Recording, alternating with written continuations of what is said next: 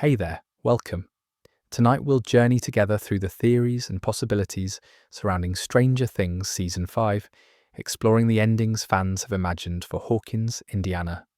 As you settle into your comfortable space, let the gentle flow of these theories carry you into peaceful dreams. Every possibility holds its own magic, its own story waiting to be told. So let's start with where it all began. In the early 1980s, Hawkins, Indiana, was a town like countless others across America's heartland, where neighborhoods knew each other's names and children rode bicycles until streetlights flickered on. Founded in the 19th century, this modest town of 30,000 residents supported a downtown with a movie theater, diners, and shops serving families for generations. The cultural touchstones of the era defined daily life. Dungeons and Dragons, campaigns in basements, arcade games at the mall, walkie-talkies crackling with friendly voices. Friday nights meant high school football games. Weekends brought trips to the new shopping centre, and summer stretched long and lazy beneath Midwestern skies. Beneath this ordinary surface, however, scientific ambitions had been stirring for decades. The Hawkins National Laboratory, ostensibly a Department of Energy research facility, had operated on the town's outskirts since the 1950s, conducting experiments far exceeding its public mandate. Cold War anxieties fueled government programs exploring the paranormal and psychic phenomena, seeking advantages against Soviet rivals.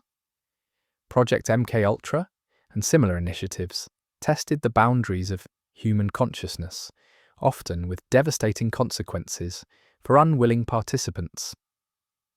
Dr. Martin Brenner emerged as the laboratory's most ambitious researcher, overseeing experiments on children exhibiting psychokinetic abilities.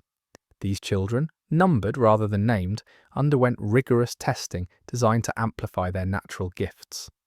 Brenner's methods combined scientific rigor with emotional manipulation, positioning himself as father figure while treating his subjects as experimental resources. The children learned to move objects with their minds, perceive distant locations, and eventually open doorways to places that should have remained closed. Among these subjects existed a man who would become known as Henry Creel, later designated Number 1. In 1959, the Creel family had moved into a Victorian home in Hawkins, unaware their eldest son harboured abilities that would reshape reality itself. Young Henry possessed powers that manifested early and disturbingly, allowing him to perceive thoughts, manipulate emotions, and eventually control living things. The family's time in that house ended in tragedy when Henry's abilities erupted, killing his mother and sister, while leaving his father, Victor, blamed for murders he did not commit. Hawkins' laboratory discovered Henry and brought him into their program, implanting a chip that suppressed his extraordinary powers. For years, Henry served as orderly at the facility, watching new generations of children undergo the experiments he once endured. He befriended a young girl known as 11, teaching her to harness anger and stand against those who hurt her. In September 1979, Henry manipulated 11 into removing his inhibitor chip. With his powers restored, he proceeded to slaughter everyone at Hawkins' laboratory in a massacre of horrifying efficiency. 11, witnessing this carnage, confronted Henry with every ounce of her strength. Their battle tore through the facility until 11, pushing beyond all limits, opened a rift between dimensions and banished Henry through it. He tumbled into a realm of darkness and decay, a mirror dimension where time moved differently and life had twisted into nightmare forms. This place would come to be called the Upside Down, and Henry would spend decades there, his body transforming, his mind expanding, his power growing as he shaped the dimension's strange creatures into weapons. He became Vecna, a name borrowed from Dungeons and Dragons lore, perfectly suited to this new monster with godlike ambitions.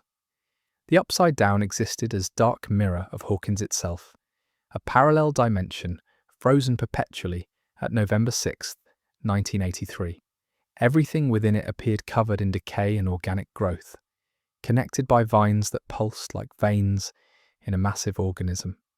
The air hung thick with spores, the sky roiled with crimson lightning, and creatures moved through shadows, predatory beings adapted to this hostile environment. The dimension seemed to possess a form of consciousness, responding to the thoughts and emotions of those who accessed it, shaping itself according to the psychic energies that touched its realm. Into this waiting darkness, on November 6, 1983, a young boy named Will Byers vanished. That evening began ordinarily enough, with 4 friends finishing a Dungeons & Dragons campaign in Mike Wheeler's basement. Will Byers, Mike Wheeler, Dustin Henderson, and Lucas Sinclair had spent hours rolling dice and imagining adventures. Their friendship forged through years of shared interests and mutual protection against the casual cruelties of middle school social hierarchies. When the game ended, Will rode his bicycle home through darkened streets, unaware that something from another dimension stalked him through the woods. A creature, later called a Demogorgon, after the 2-headed monster from their game, emerged from the shadows and pursued Will to his family's shed. Despite his frantic attempts to escape, the creature pulled him through a temporary rift into the Upside Down. His disappearance sparked immediate alarm. His mother, Joyce, recognized instantly that something unnatural had occurred, while Police Chief Jim Hopper began an investigation that would uncover conspiracies reaching far beyond a missing child. The same night, Will vanished. A young girl escaped from Hawkins' laboratory. Number 11, as Brenner had designated her, fled into the woods wearing only a hospital gown. Her head shaved, her knowledge of the world limited to laboratory corridors and testing chambers. The boys discovered her while searching for Will, and Mike brought her to his basement, offering shelter and friendship. 11 possessed remarkable abilities. She could move objects with her mind, locate people across distances, and tap into electrical systems. More importantly, she possessed knowledge about Will's location. Using Mike's Dungeons & Dragons board, she flipped it upside down and placed the Demogorgon piece on it, demonstrating that Will was hiding in an inverted version of their world. Joyce Byers refused to accept her son's death, even when authorities produced a body from the quarry. She communicated with Will through Christmas lights strung throughout her house, establishing an alphabet that allowed him to spell messages from the Upside Down. Her determination proved justified. The body was a fabrication created by the laboratory to end investigation into their activities. Hopper's own investigation revealed connections to MKUltra experiments and government cover-ups stretching back decades. As the search intensified, the Demogorgon claimed another victim. Barbara Holland, Nancy Wheeler's best friend, disappeared from a party by Steve Harrington's pool. The creature dragged her into the Upside Down, where she died alone, while her friends remained unaware of the danger surrounding them. Nancy and Jonathan Byers, Will's older brother, formed an unlikely alliance to hunt the creature, while the boys worked with 11 to locate Will before his strength failed. The week culminated in coordinated rescue attempts. The children constructed a sensory deprivation tank in their old middle school, allowing 11 to project her consciousness into the Upside Down and pinpoint Will's location. Joyce and Hopper forced their way into Hawkins' laboratory, and through the gate 11 had accidentally opened during her testing, finding Will in the Upside Down's version of his house, barely clinging to life. Meanwhile, Nancy and Jonathan lured the Demogorgon into a trap, wounding it with weapons and fire. When government agents descended on the school to capture 11, she used her powers with devastating effect, killing those who threatened her friends. The wounded Demogorgon appeared for a final confrontation, and 11 channeled everything she possessed into destroying it. The effort disintegrated both the creature and seemingly 11 herself, though she actually vanished into the Upside Down, escaping through another temporary rift before the dimension sealed itself. Will returned home to celebration and relief. But his rescue was incomplete. He had spent a week in the Upside Down, breathing its air, consuming its corrupted sustenance, hosting its spores within his body. At Christmas, when everything seemed restored to normalcy, Will coughed up a slug-like creature into his bathroom sink, revealing that his connection to that dark realm remained active. The Upside Down had marked him, creating a link that would persist through subsequent years and draw him back into conflicts he desperately wished to escape. October 1984 brought new challenges as Will's connection to the Upside Down manifested through terrifying visions. He perceived a massive entity looming over Hawkins, a being vast enough to dwarf buildings, composed of shadow and malevolence. This mind flayer, named for another Dungeons and Dragons monster, represented the Upside Down's collective consciousness, given form and purpose. It sought to expand beyond its dimension, to consume and convert the normal world into a reflection of its own corrupted realm. That autumn also introduced new students to Hawkins Middle School. Max Mayfield arrived from California, a skilled skateboarder and arcade game enthusiast whose presence disrupted the boys' group dynamics as both Lucas and Dustin developed crushes on her. Her stepbrother Billy Hargrove transferred to Hawkins High School, bringing aggressive charm and barely contained rage that would prove significant in subsequent events. Meanwhile, Joyce began dating Bob Newby, a kind electronics store owner whose genuine warmth provided comfort after years of struggle and divorce. Eleven had survived the Upside Down's collapse, emerging into the woods where she spent months hiding from government agents searching for her. Hopper discovered her and brought her to his grandfather's isolated cabin, where she remained hidden throughout the year. Their relationship developed from necessity into genuine father-daughter bond, though Eleven chafed against isolation and yearned for connection with Mike and her other friends. In October, her frustration drove her to Chicago, where she discovered Kali Prasad, number 8, from Hawkins Laboratories experiments, leading a group using their powers for revenge against those who had hurt them. 11 briefly joined their crusade, but ultimately rejected vengeance in favor of returning to protect her true family. The Mind Flayer's influence over Will intensified throughout the autumn. It possessed him gradually, using his body as spy and eventually as soldier in its campaign against humanity. The possession manifested through episodes where Will's consciousness submerged beneath the entity's control, where cold invaded his body, and where he perceived the world through the Mind Flayer's alien perspective. His friends and family recognized the danger, too late to prevent the Mind Flayer from learning their plans and sending creatures to stop them. Hopper and Joyce discovered a network of tunnels spreading beneath Hawkins like organic circuitry, connecting to the gate at Hawkins Laboratory and spreading the Upside Down's contamination through the town's foundation. Dustin's discovery of a baby Demogorgon, which he named Dart, revealed that these creatures continued reproducing, creating an army of Demodogs that would emerge from the tunnels to attack anyone threatening the Mind Flayer's expansion. The crisis reached its peak when Will's possession became complete, and the Mind Flayer used his knowledge to attack Hawkins' laboratory. Bob Newby died heroically, staying behind to restore power and unlock doors so others could escape the Demodog onslaught. His sacrifice bought time for Joyce and Jonathan to help Will, using heat to burn the Mind Flayer's presence from his body. Simultaneously, 11 returned from Chicago and used her recovered powers to close the gate at Hawkins' laboratory, severing the Mind Flayer's connection to the normal world and causing the Demodogs to collapse.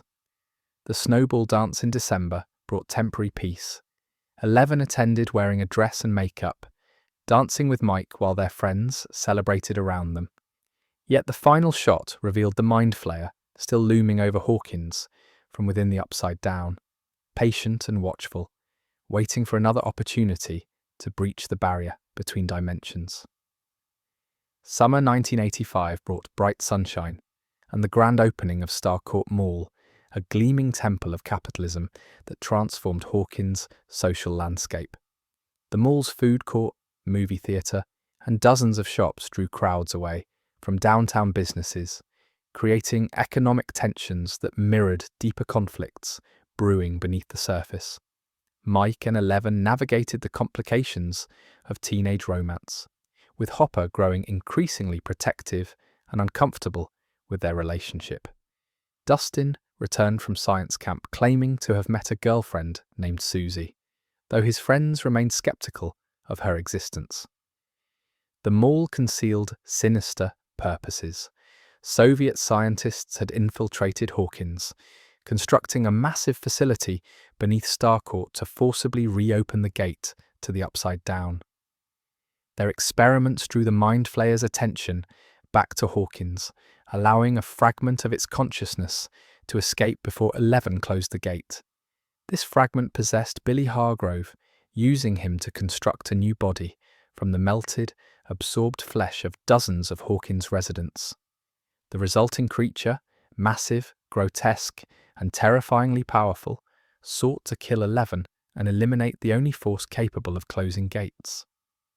The Soviet presence was discovered by Steve Harrington, Robin Buckley, Dustin Henderson, and Erica Sinclair, who infiltrated the underground base and learned of the plan to weaponize the Upside Down for Cold War advantage. They met Alexei, a Soviet scientist who defected and provided information about the facility's layout and purpose.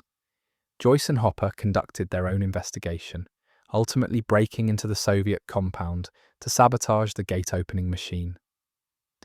July 4th brought everything to violent conclusion at Starcourt Mall. The Mind Flayer attacked with its flesh monster, pursuing 11 and her friends through the mall's corridors. Billy, fighting against the Mind Flayer's control, sacrificed himself to protect 11 and Max, dying from the creature's counterattack. His redemption came too late to repair the damage he had caused, but provided Max with complicated grief, mourning someone who had hurt her while recognizing the person he might have become. Beneath the mall, Hopper and Joyce fought their way to the machine, keeping the gate open. Joyce activated the fail-safe that would destroy the machine, but Hopper found himself trapped on the wrong side of the room when the device began counting down. Joyce, tears streaming, pulled the keys that would seal the gate and seemingly vaporize Hopper in the explosion. The gate closed, severing the Mind Flayer's connection and causing its flesh avatar to collapse into inert organic matter. The aftermath brought profound changes. 11, having exhausted her powers during the battle, found herself powerless and vulnerable. The Byers family decided to leave Hawkins, taking 11 with them to start fresh in California. The friends said goodbye, promising to maintain contact, but knowing that distance would change everything. A post-credits scene revealed that Hopper had survived, captured by Soviets in Kamchatka and imprisoned in a gulag, where they maintained captured demogorgons for continued experimentation. March 1986 found the core group separated across a continent. In Lenora, California, the Byers family and 11 struggled with ordinary life, new schools, new bullies, and the challenge of fitting in without the bonds that had sustained them in Hawkins. 11 faced particular difficulties, bullied for her awkwardness, and still powerless despite Dr. Sam Owen's promises that her abilities might eventually return. Will worked on a painting throughout the spring, creating something meaningful that he kept hidden from everyone. Jonathan formed an unlikely friendship with Argyle, a pizza delivery driver whose laid-back attitude contrasted sharply with Hawkins' intensity. In Hawkins, a new evil had begun selecting victims with surgical precision. Chrissy Cunningham, a cheerleader struggling with eating disorders and trauma from her mother's abuse, experienced terrifying visions before dying violently in Eddie Munson's trailer. Eddie, leader of the Hellfire Club and twice-repeating senior, fled in panic when Chrissy's bones snapped and her eyes were consumed by some invisible force. The town immediately blamed him, painting him as satanic killer in a moral panic reminiscent of 1980s hysteria about heavy metal music and Dungeons and Dragons. Fred Benson died next, suffering the same gruesome fate while working with Nancy on the school newspaper's investigation into Chrissy's death. Max Mayfield realized she was experiencing the same symptoms both victims had described: headaches, nosebleeds, nightmares, and visions of a grandfather clock appearing in impossible locations. She understood with growing horror that she had been marked as this entity's next victim. Dustin, Steve, Robin, Nancy, and Lucas investigated the connection between victims, discovering that all had suffered recent trauma and struggled with guilt or depression. They learned about Victor Creel, a man imprisoned since 1959 for murdering his family in their Hawkins home. Victor insisted a demon had killed his wife and daughter while he watched helplessly, claim that resulted in his institutionalization rather than execution. Nancy and Robin visited him at Penhurst Mental Hospital, where Victor revealed that music had protected him during the attacks. His wife's favourite song had grounded him in reality when the entity tried to claim him. In Russia, Hopper endured months of imprisonment and forced labour in Kamchatka's frozen wastes. Joyce and Murray Bauman discovered his survival through a cryptic message and planned an extraction mission, enlisting smuggler Yuri Ismailov to fly them into Soviet territory. Their rescue attempt coincided with discoveries about the creatures the Soviets maintained in their prison, demogorgons captured from previous incursions and kept for study and potential weaponization. Dr. Owens contacted Eleven with an offer to restore her powers through an experimental program called Project Nina. Despite misgivings and warnings from Mike, Eleven agreed, desperate to protect her friends from whatever threatened them in Hawkins. The project brought her to an isolated facility where Dr. Brenner, supposedly dead but actually surviving in hiding, supervised her treatment. Nina used sensory deprivation and psychic projection to force Eleven to relive suppressed memories from her childhood at Hawkins' laboratory, particularly the day of the 1979 massacre. Through these forced memories, Eleven discovered the truth she had hidden from herself. Henry Creel had not acted alone in killing the other children. She had suppressed the memory of removing his inhibitor chip and inadvertently enabling his rampage. The revelation devastated her, but pushing through the trauma allowed her powers to return stronger than before. She also learned that Brenner had survived the Demogorgon's attack in 1983, going into hiding but maintaining his obsessive desire to study and control her. In Hawkins, Max's symptoms intensified as Vecna, the name borrowed from Dungeons and Dragons for this supernatural killer, prepared to claim her. The entity appeared in her visions, a grotesque humanoid figure with twisted flesh, reaching vines, and a voice that spoke with intimate knowledge of her guilt over Billy's death. Through investigation and Victor Creel's testimony, they understood that music could break Vecna's hold. When Vecna attacked Max at the cemetery where Billy was buried, Steve, Dustin, and Lucas played Running Up That Hill by Kate Bush on her Walkman, anchoring her to reality and allowing her to escape. This narrow escape bought time for investigation to continue. Nancy, Steve, Robin, and Eddie explored the abandoned Creel house, hoping to find clues about the demon that had haunted it decades earlier. While there, they were pulled into the Upside Down through a gate that opened spontaneously. They discovered that the Upside Down remained frozen at November 6, 1983, the day Will vanished, suggesting something significant had occurred that night beyond simple gate opening. Eddie and Dustin, watching from the normal world, witnessed demobats attacking their friends and eventually pulled them back through a gate at Lover's Lake. In the Upside Down's version of the Creel house, Nancy experienced a vision sent directly by Vecna. He revealed his true identity as Henry Creel, showed her his transformation after 11 banished him, and explained his philosophy, that humanity was a mistake, that he would remake the world by merging the Upside Down with reality, creating a new order free from the illusion of connection and family. He needed 4 victims to open 4 gates that would converge, tearing a permanent rift large enough for his full invasion. The various storylines converged as the group developed a coordinated plan. 11, having escaped from Brenner's facility after government agents attacked it, would fight Vecna in the mental plane, while her physical body remained protected in a makeshift isolation tank. Nancy, Steve, and Robin would assault Vecna's physical form in the Upside Down's Creel house using Molotov cocktails and firearms. Eddie and Dustin would distract the Demobats protecting Vecna's lair, drawing them away through heavy metal music amplified across the Upside Down. Lucas would protect Max's physical body while she served as bait, allowing Vecna to begin his attack so the others could strike while he was vulnerable. The plan nearly succeeded. Eddie performed a guitar solo atop his trailer that drew the Demobats away, his rendition of Metallica's Master of Puppets ringing across the Upside Down's twisted landscape. When the bats circled back, Eddie chose to continue distracting them rather than flee to safety, sacrificing himself so Dustin could escape. He died from their attacks, asking Dustin to tell his uncle Wayne that he had died a hero rather than the villain Hawkins had labelled him. In the mental void, 11 battled Vecna with everything she possessed, preventing him from immediately killing Max and giving the others time to attack his physical form. Nancy, Steve, and Robin unleashed their assault, bullets and fire tearing through Vecna's body, burning him and sending him crashing through the Creel house's boarded window. They rushed outside to confirm his death, but found only a trail of blood leading away. Vecna had survived.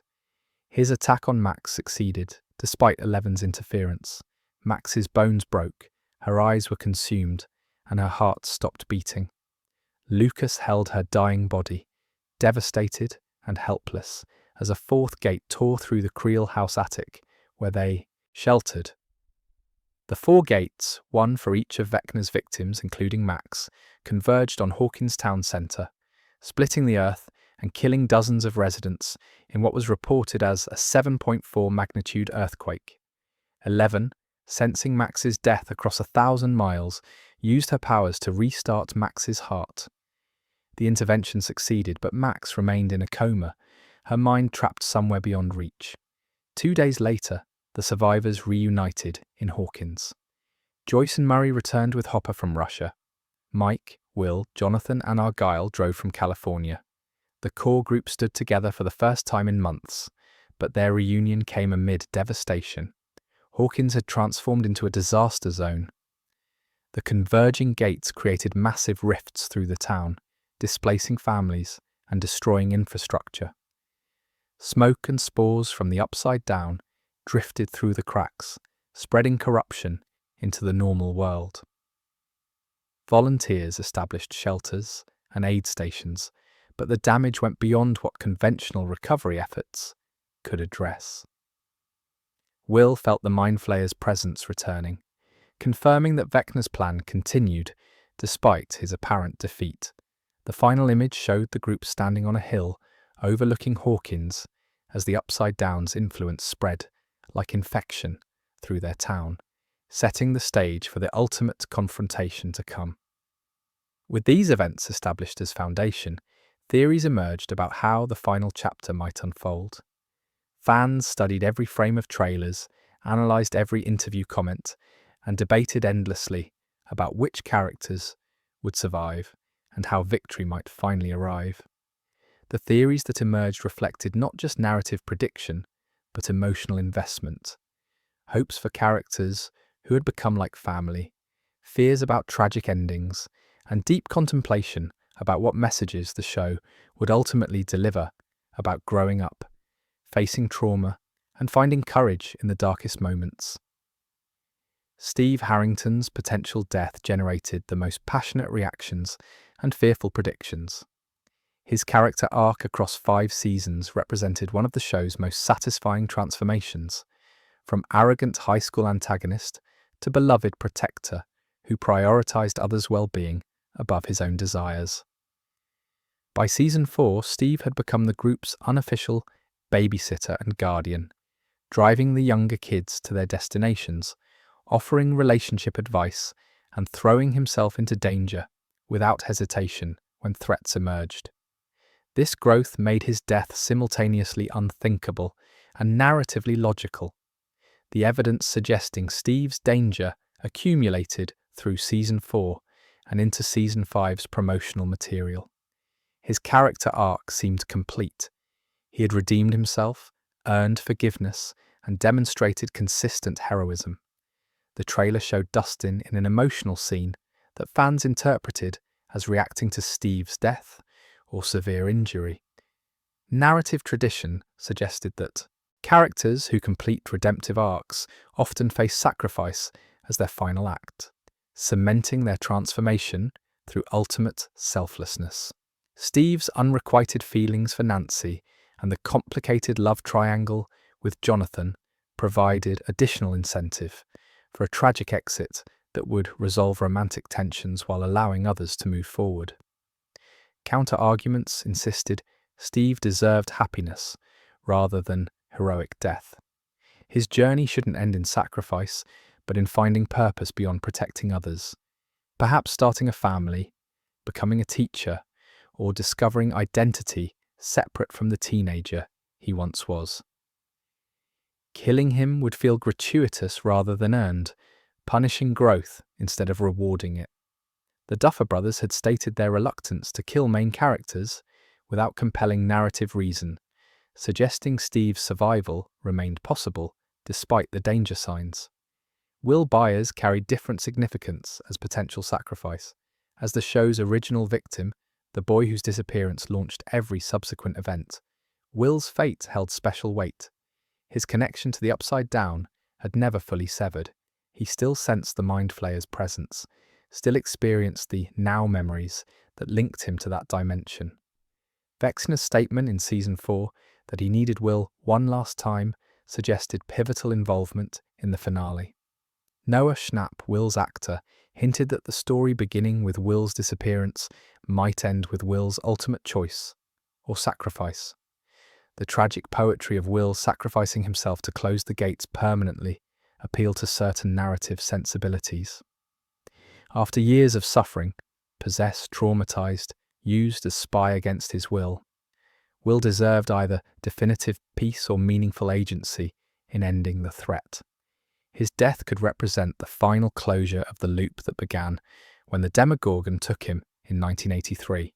His artistic nature, his sensitivity, and his connection to the Upside Down positioned him uniquely to understand what needed to be done and possess the courage to do it. Yet Will also deserved happiness after enduring more than any child should bear. His character arc included coming to terms with his sexuality, navigating his feelings for Mike, and finding acceptance from friends who loved him unconditionally. Killing him before allowing these arcs to complete would feel cruel rather than meaningful. The show had protected its young protagonists through 4 seasons of escalating danger, suggesting a pattern unlikely to break for shock value in the finale. Eleven faced the most varied and complex fate theories, reflecting her central role in both creating and potentially resolving the Upside Down crisis. Multiple theories competed, each addressing different aspects of her power, responsibility, and desire for normal life. The most optimistic theory suggested 11 would defeat Vecna, but permanently lose her powers in the process, allowing her to finally live the ordinary life she had always wanted. She could attend school without government surveillance, date Mike without supernatural complications, and discover identity beyond being a weapon or scientific subject. This ending would complete her arc from experiment to person, suggesting that true strength lay in choosing vulnerability and connection over power. More tragic theories proposed Eleven's death as necessary sacrifice. Her powers had opened the original gate. Her confrontation with Henry created Vecna, and her unique abilities made her the only person capable of permanently sealing the dimensional rifts. Death while saving everyone would represent ultimate heroism, though many fans considered this outcome too dark for the show's established tone. The Duffer Brothers had stated their ending would be satisfying rather than purely tragic, suggesting Eleven's survival was more likely than her death.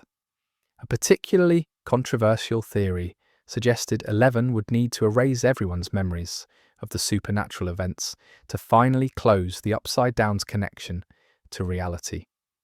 This theory drew parallels to Eternal Sunshine of the Spotless Mind and Spider-Man: No Way Home, both cited as influences by the Duffer Brothers. In this scenario, Eleven would remove all memory of herself and the Upside Down from her friends' minds, allowing them to live normally while she remained isolated with full knowledge of what they had shared. She would watch from distance as they pursued happy lives without remembering her, alone but knowing she had given them peace. Most fans despised this theory, considering it unnecessarily cruel and emotionally unsatisfying. Another theory proposed that Eleven's presence on Earth inherently kept gates vulnerable to opening. As long as she remained in the normal world, her power would attract upside-down entities and enable breaches. This would require her either to remain permanently in the Upside Down as Guardian preventing crossover, or to leave Earth entirely, departing to some unknown location where her power wouldn't threaten dimensional stability. Either option meant permanent separation from Mike and her found family, sacrificing personal happiness for greater good. The most hopeful theory suggested Eleven would survive with powers intact but fundamentally changed.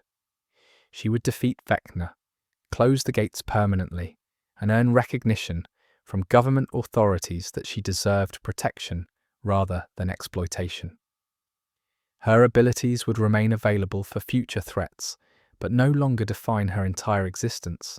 She and Mike would maintain their relationship, while she discovered life beyond constant crisis, perhaps attending college or pursuing interests that had been impossible during years of hiding and fighting. Eddie Munson's death in Season 4 sparked immediate grief and desperate theories about his potential return. His character had been introduced and killed within a single season, but his heroic sacrifice and genuine friendship with Dustin created deep attachment among fans. Theories emerged suggesting Eddie might have survived his injuries in the Upside Down, perhaps transforming into something new or escaping before dying. The Dungeons and Dragons lore provided potential template. Cast the Betrayer, a vampire who served Vecna before turning against him, could represent Eddie's resurrected form. These resurrection theories faced significant obstacles. Eddie's death scene was unambiguous, with Dustin holding him as he died. His body was recovered and returned to the normal world, eliminating the possibility of upside-down transformation. More importantly, his death completed his character arc from falsely accused coward to genuine hero, with resurrection undermining the sacrifice's meaning. The Duffer Brothers had established a pattern of keeping main characters alive, while killing secondary characters audiences grew to love.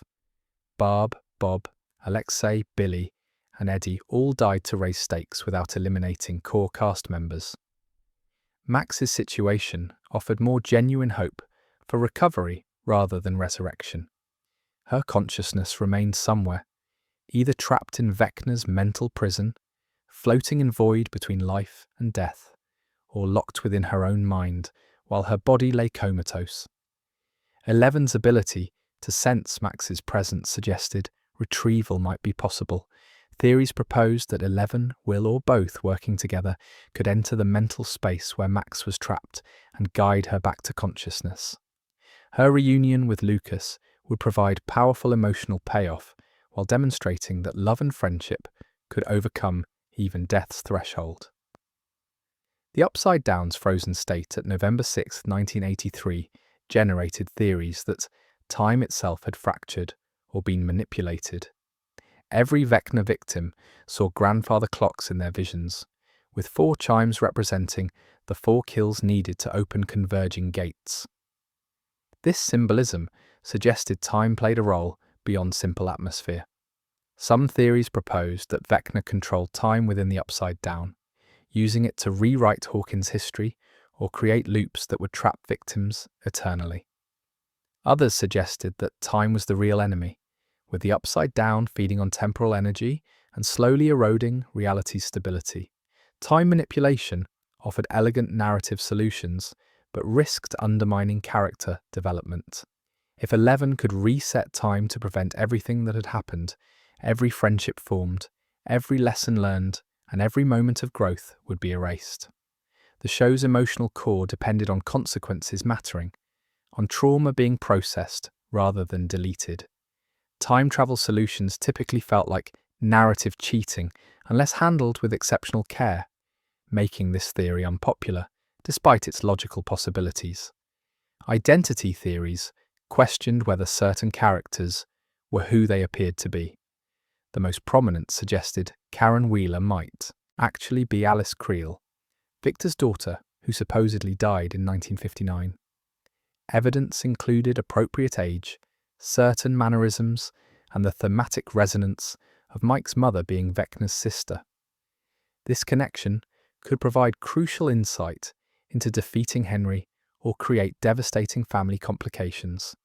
However, timeline problems and lack of supporting evidence made this theory more wishful thinking than serious possibility. Will's potential hidden powers generated substantial debate. His survival in the Upside Down for a full week without powers seemed improbable, given how quickly others succumbed to that dimension's dangers. His artistic abilities paralleled Henry's, suggesting similar creative, destructive potential. His continued connection to the Mind Flayer and ability to sense upside-down activity might indicate dormant abilities waiting to emerge. However, Will serving as everyman character, someone without powers who nonetheless displayed courage and contributed meaningfully, provided important representation that would be lost if he developed abilities in the finale. Another theory proposed Will had been replaced by upside-down entity or turned into Vecna's spy without his conscious knowledge. Evidence included his strange behaviour at times, his artistic visions that might be psychically implanted, and suspicious moments where he seemed to know things he shouldn't. This theory would create devastating betrayal and force the group to confront their friend as enemy. Most fans rejected this possibility as too cruel and inconsistent with Will's established character, though it remained technically possible within the show's established rules. A more playful theory suggested Erica Sinclair would ultimately defeat Vecna, based on foreshadowing from Season 4's first episode. During the Hellfire Club's Dungeons & Dragons campaign, Dustin rolled and failed, but Erica rolled and succeeded, defeating Vecna's game equivalent. This parallel suggested Erica might roll the decisive victory in reality, using her intelligence and courage to accomplish what others, with more obvious power, could not. While unlikely as literal prediction, the theory highlighted Erica's importance and suggested underestimated characters often proved crucial. The Upside Down's origin remained the show's deepest unresolved mystery. One theory proposed 11 created the dimension when banishing Henry, her power literally bringing into existence the nightmare realm where he landed. This would make her responsible for everything that followed, adding crushing guilt to her already substantial trauma. It would also suggest that her power included creation on cosmic scale, making her far more than simple telekinetic. Alternative theories insisted the Upside Down always existed a separate dimension that Henry discovered rather than created. In this interpretation, 11 merely opened doors to a pre-existing hell, with ancient evil waiting for access to new worlds. The Mind Flayer might predate humanity entirely, representing something fundamental rather than human-created threat. This version reduced 11's responsibility while maintaining cosmic stakes. A middle ground theory suggested the Upside Down reflected the emotional states of those accessing it. It appeared as corrupted Hawkins because Will's trauma shaped it when he was trapped there. Eleven's subconscious guilt and fear influenced its development. Every psychic who touched that dimension left imprint, creating collaborative nightmare rather than single person's creation. This theory explained the dimension's properties while distributing responsibility across multiple characters. Victory theories addressed the practical question of how Vecna would ultimately fall.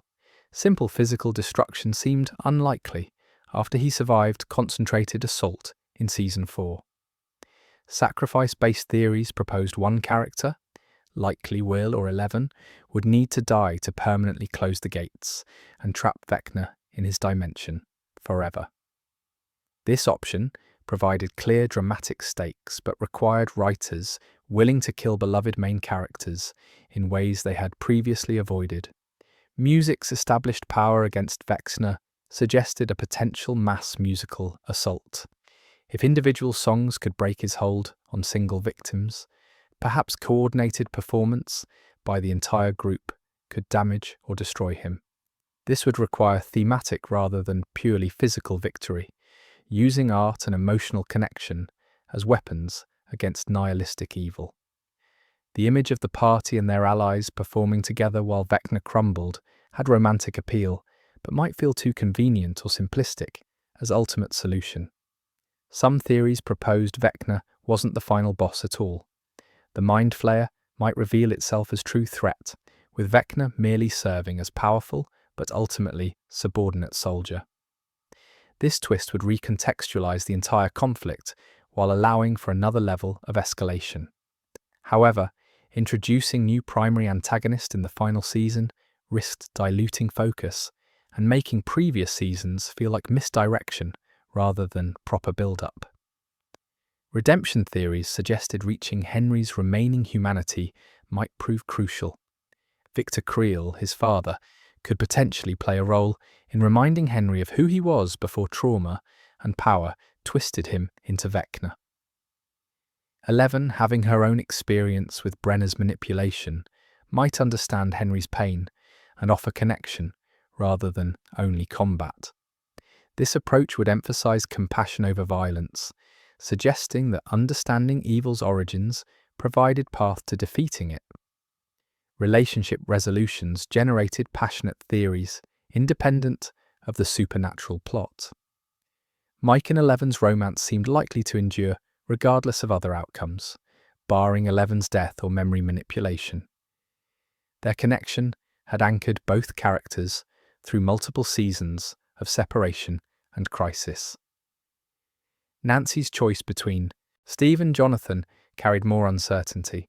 Her relationship with Jonathan had deeper history and intimacy, but Steve's growth and their renewed connection in Season 4 complicated simple resolution. A third option suggested Nancy would choose neither, prioritizing her career ambitions and independence over romantic relationships entirely.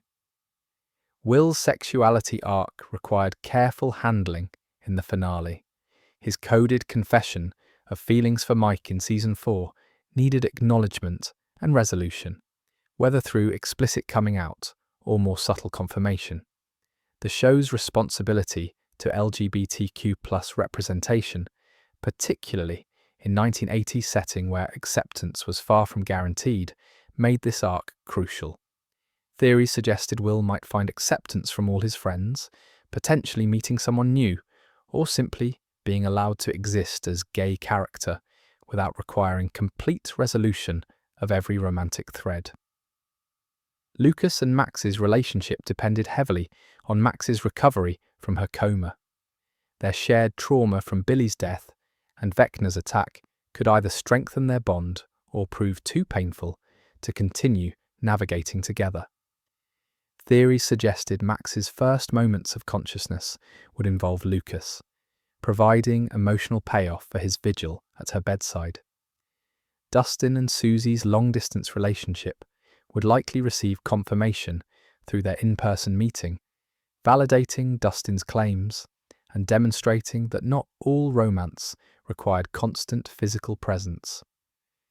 Joyce and Hopper, having finally acknowledged their feelings and survived multiple separation, seemed destined for happiness in the finale. After years of near misses and assumed deaths, their relationship deserved resolution that allowed them to build life together without constant crisis. The core friend group faced questions about whether they would stay in Hawkins or scatter to different futures. Their bonds had been forged through supernatural crisis, making uncertain whether those connections would survive return to normalcy. The ending's overall tone generated fierce debate. Some fans predicted optimistic conclusion, where everyone survived, Vecna died, and Hawkins recovered. The finale's New Year's Eve release date suggested celebration and new beginnings rather than tragedy. This interpretation aligned with the Duffer Brothers' statement about seeking satisfying rather than happy or sad endings. However, pure happiness without meaningful loss might feel unearned after 4 seasons of escalating stakes.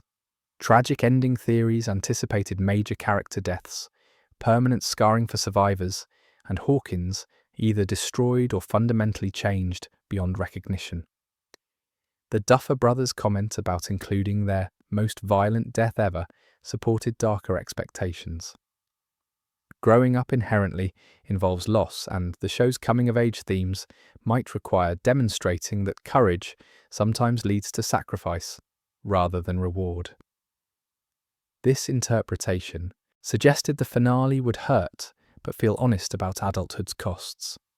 Bittersweet endings seemed most likely based on the show's established patterns and creator statements. Victory would come with costs, some characters dying, others losing powers or connections, but the survivors moving forward with hope despite scars. This approach would honour character growth while acknowledging that trauma leaves permanent marks. The cast's reported tears at the table read suggested emotional impact from genuine attachment to characters rather than shock from gratuitous tragedy. Episode 8's title, The Right Side Up, provided clues about thematic resolution. The phrase suggested inversion of the upside down, implying restoration of proper order and reality. Whether this meant literal eradication of the alternate dimension or metaphorical acceptance and integration of darkness into balanced whole remained unclear. The title could represent hope or ironic subversion, depending on execution. More experimental meta-theories questioned whether supernatural events occurred at all. The "it was all a Dungeons and Dragons game" theory proposed that Mike had been serving as Dungeon Master the entire time, with everything viewers watched representing his narration of their campaign. Opening and closing scenes featuring D&D campaigns provided superficial support, but this interpretation would betray the emotional reality the show had carefully constructed. Viewers invested in characters' actual experiences, not in elaborate game-playing metaphor. The psychiatric hospital theory suggested all characters were patients in mental institution, with their shared delusion about Hawkins and the upside down representing coping mechanism for trauma. This theory carried disturbing implications about mental illness representation and would render every emotional beat meaningless if revealed as delusion. The Duffer Brothers' respect for their audience made this outcome virtually impossible despite periodic internet speculation. These reality-questioning theories persisted because pattern recognition in storytelling made audiences wary of being fooled. The show's Dungeons and Dragons, framing and frequent metatextual references to storytelling invited skepticism about narrative reliability. However, such theories fundamentally misunderstood what made Stranger Things work: its emotional authenticity, its genuine character relationships, and its faith that audiences could embrace genre storytelling without cynical distancing. Hawkins itself faced uncertain future. Complete restoration seemed possible if gates closed permanently and the upside down was somehow eradicated or sealed beyond breaching. The town would rebuild physically while carrying memories of what it had survived. Residents would retain trauma, but also resilience, continuing their lives with greater appreciation for normalcy and each other. Permanent scarring offered darker alternative. Gates might remain, but be contained, turning Hawkins into supernatural zone requiring constant monitoring. Military occupation could continue indefinitely, transforming the town into research site or containment area. Curious outsiders might flock to Hawkins, exploiting tragedy through morbid tourism. The town's character would change fundamentally, with pre-1983 innocence impossible to recover. Evacuation theories proposed that Hawkins would be deemed too dangerous for continued habitation, requiring mass relocation of residents and abandonment of the town. This outcome would provide tragic commentary on how communities could be destroyed, not just physically, but through forced dispersal of population. Characters would lose not just people but place, with their shared geography becoming forbidden zone. Integration theories suggested learning to live with the upside down rather than defeating it. Perhaps the dimensions would merge but be made safe, or Hawkins would develop new normal that included supernatural elements. This metaphorical approach to trauma processing, accepting rather than eliminating damage, learning to function despite scars, would provide mature thematic resolution while maintaining realistic tone about healing's limitations. Certain unresolved plot threads required attention regardless of larger outcome. Max's consciousness location needed explanation and resolution. Holly Wheeler's role, hinted at through episode titles and increased presence, demanded payoff. The Mind Flayer's true nature and relationship to Vecna required clarification. Kaylee's potential return remained possible, with her abilities potentially assisting in the final battle. The Russian Demogorgon subplot and ongoing Soviet interest in the Upside Down might resurface as complication. The Duffer Brothers and cast provided tantalizing hints through carefully worded interviews. Matt and Ross Duffer emphasized that everything was on the table during planning, with character fates genuinely uncertain during writing.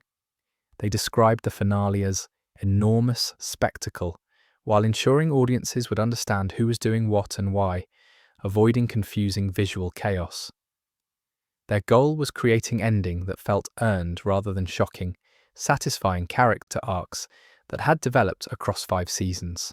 Noah Schnapp revealed he sobbed watching episodes 5 and 6, suggesting emotional rather than horrifying content. He wouldn't see the finale until audiences did, preserving his genuine reaction. Millie Bobby Brown described Eleven as being in warrior state, more challenged physically than ever before, but ultimately receiving satisfying conclusion. Finn Wolfhard emphasized Mike's role as emotional heart of the group.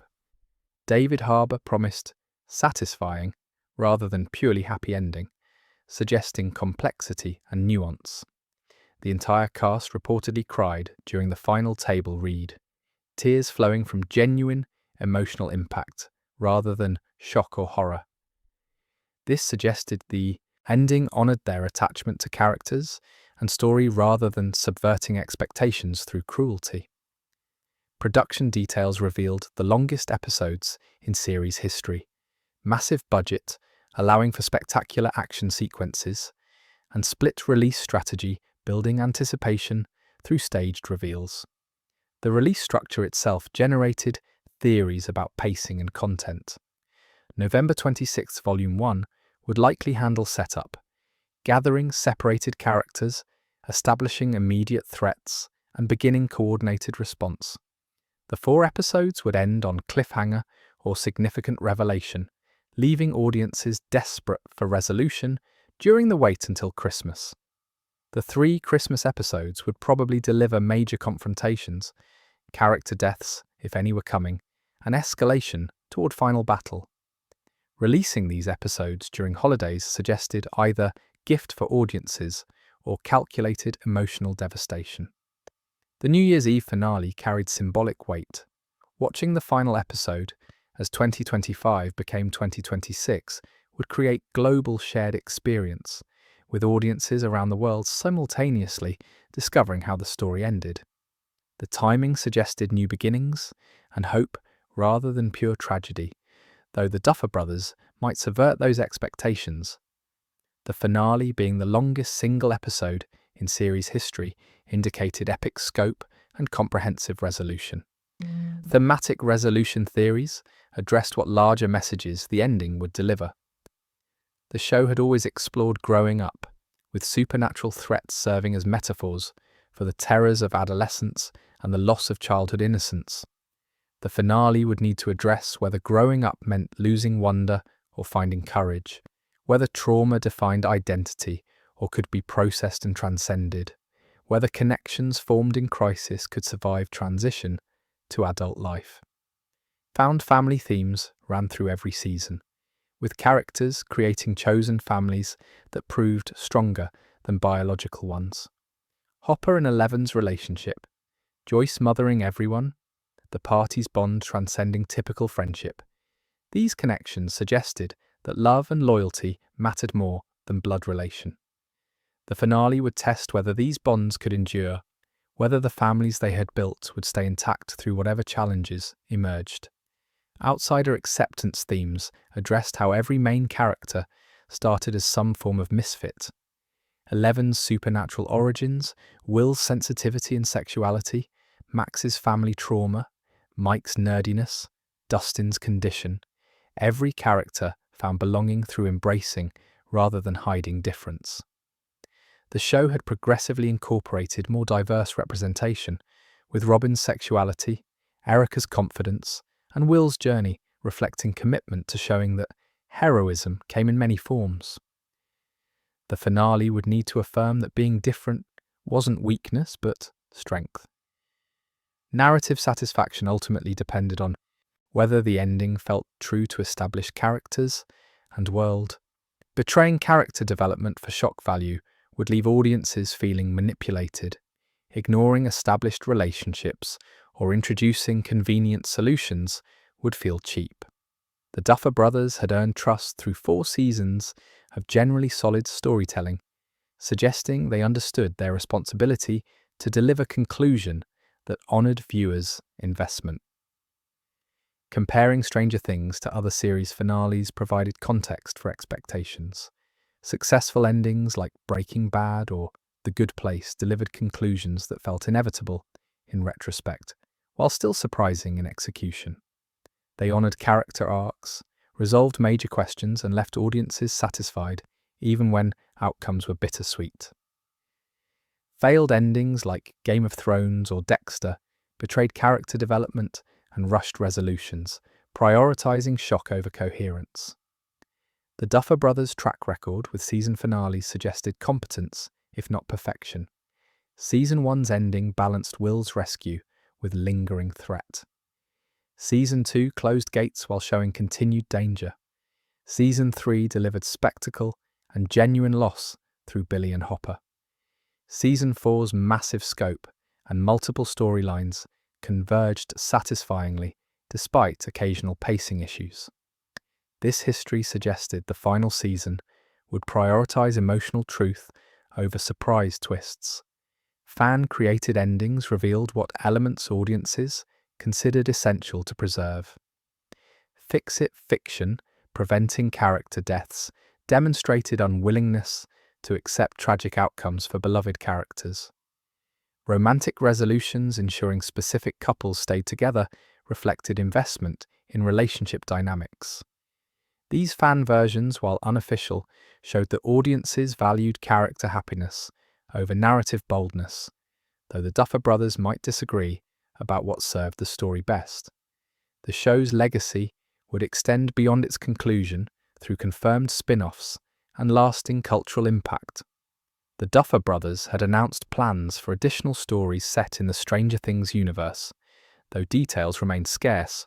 Speculation suggested various possibilities: prequels exploring Hawkins Lab's early experiments, stories set in different locations with upside-down breaches, or futures featuring the next generation dealing with residual threats. The Broadway show, Stranger Things, The First Shadow, established precedent for expanding the mythology through different media. Its success suggested appetite for more stories even after the main series concluded. Whatever spin-offs emerged would need to justify their existence beyond simple profit motive, telling stories that enriched rather than diluted the original's impact. Culturally, Stranger Things had already secured its place as defining show of the streaming era. Its success helped establish Netflix's original programming credibility. Its 1980s nostalgia, aesthetic-influenced fashion, music, and broader pop culture. Its ensemble cast approach and genre-blending storytelling provided template for subsequent series. The show's exploration of trauma, friendship, and found family resonated across demographics, creating multi-generational appeal rare in genre television. Among all theories circulating, certain ideas stood out for emotional resonance regardless of accuracy. The image of the party staying together, continuing weekly Dungeons and Dragons games into adulthood, suggested that bonds forged in crisis could survive return to normalcy. 11 choosing ordinary life over power demonstrated that true strength sometimes meant embracing vulnerability. Will saving everyone would complete his arc from victim to hero, breaking cycles of trauma through courage and sacrifice. Music defeating Vecna through collective performance would affirm art's power against hate. Max waking with Lucas beside her would validate love's ability to reach across death's threshold. Steve finding purpose beyond protection, perhaps as teacher, perhaps as father, would show that redemption didn't require death to be complete. These beautiful theories, whether realized or not, demonstrated what audiences truly wanted, not perfect happiness, but earned peace for characters they loved. Amid swirling speculation, certain facts remained concrete. Season 5 would begin in fall 1987, with Hawkins under military lockdown and the Upside Down invading. Max would remain comatose at the start. All main characters would return to Hawkins for the final confrontation. 8 episodes would air across 3 release dates. Episode 8's title, The Right Side Up, suggested restoration or ironic subversion. The show would include its most violent death but aim for satisfying rather than purely tragic conclusion. What remained unknown was everything that mattered most. Who would live? Who would die? How Vecna would fall? Whether hope or tragedy would dominate. What messages about growing up and facing darkness would emerge? These uncertainties made the waiting both torturous and precious. In our media-saturated age, genuine surprise had become rare. Stranger Things' final secrets remained genuinely protected, making discovery ahead feel like actual event rather than foregone conclusion. The value of anticipation lay partly in the speculation itself. Theories became communal activity, bringing fans together to imagine possibilities and debate outcomes. This collective experience enriched viewing, creating shared investment beyond individual consumption. Soon enough, answers would arrive and speculation would become memory. But in this moment, before knowing, every theory remained possible, every hope intact, every fear unconfirmed. The theories, speculation, and hopes all existed in beautiful space before revelation. Whether the ending brought joy or tears, satisfaction or disappointment, it would belong to the Duffer Brothers and the high story they chose to tell. Audiences could only trust that 5 seasons of investment would receive respect, that characters they had grown to love would get endings that honoured their journeys, that themes developed over years would reach meaningful conclusions. Our journey through possibilities concludes where it began, with theories drifting like stars overhead, waiting for dawn's revelation. The Upside Down remains patient in darkness. Vecna plots from his dimension, and the party prepares for final battle. Max sleeps in her hospital bed while Lucas keeps vigil. 11 trains her restored powers. Hopper and Joyce hold each other, grateful for survival. Mike Will and Dustin plan strategy. Nancy, Steve, and Robin ready weapons. Every character stands at threshold of endings, their fates unwritten until audiences watch together. The castle endures through centuries. The theories persist through months of waiting. The story completes itself in its own time, revealing at last what all this strangeness meant, what growing up demanded, what darkness taught, what love preserved.